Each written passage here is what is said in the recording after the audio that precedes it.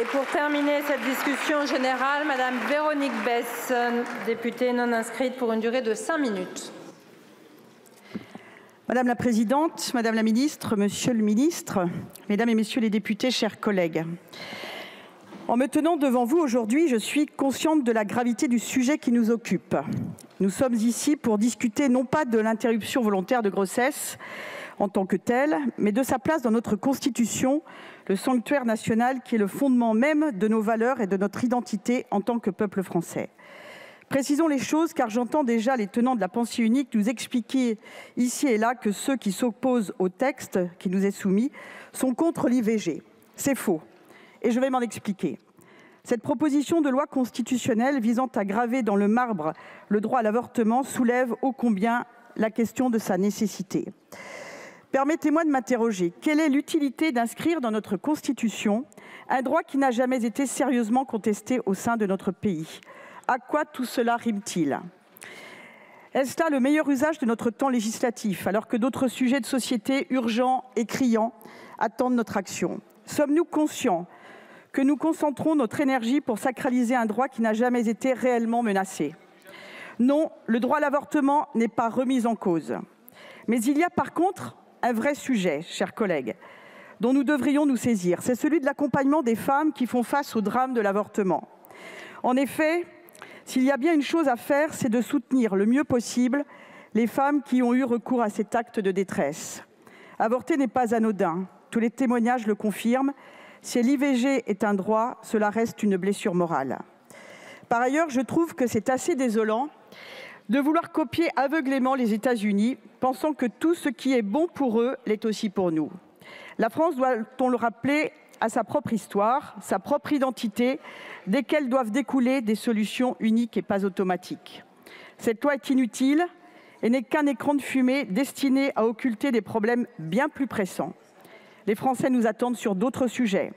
Notre pays est confronté à des défis majeurs, un système éducatif en péril, un hôpital public à bout de souffle, une insécurité qui nous ronge, le traitement souvent négligé de nos aînés, des agriculteurs et des pêcheurs en colère, etc. etc. Et pourtant, aujourd'hui, nous regardons ailleurs. La politique, dans son essence la plus noble, c'est aussi, je crois, l'art de prioriser les problèmes les plus criants de notre société et d'y apporter des réponses empreintes de justice et d'audace. Il y a quelques jours, par exemple, le président de la République nous partageait une grande tirade sur le problème de la démographie française et au même moment, il veut sacraliser l'avortement. N'est-ce pas là tout le paradoxe du « en même temps » ? 3 constats s'imposent. Une dénatalité sans précédent depuis la dernière guerre, un triste record avec plus de 230 000 avortements en 2022 et une politique familiale inexistante depuis François Hollande. Nous devons donc nous interroger sur le fait que de plus en plus de femmes avortent alors qu'elles sont de moins en moins nombreuses à accoucher. Alors, plutôt que de légiférer sur des lois inutiles, ne serait-il pas plus salutaire d'envisager enfin un grand plan Marshall pour encourager les naissances et la célébration de la vie ? Transmettons aux futures générations l'idéal de la vie, pas celui de la mort. Faisons renaître en eux un nouvel espoir. L'espoir que leurs enfants pourront grandir et s'épanouir dans une France sûre et résolument tournée vers un avenir plus prometteur. S'il vous plaît. Mes chers collègues, quel est notre rôle ? Quel est notre devoir ?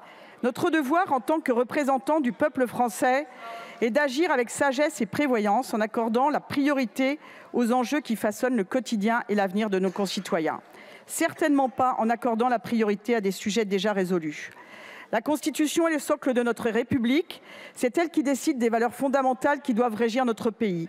Chaque modification que nous y apportons doit être mûrement réfléchie, pesée et empreinte de notre responsabilité envers les générations présentes et futures. Montesquieu ne disait-il pas que nous devions toucher la Constitution que d'une main tremblante ? À défaut, nous nous rendrions coupables d'avoir ouvert la boîte de Pandore.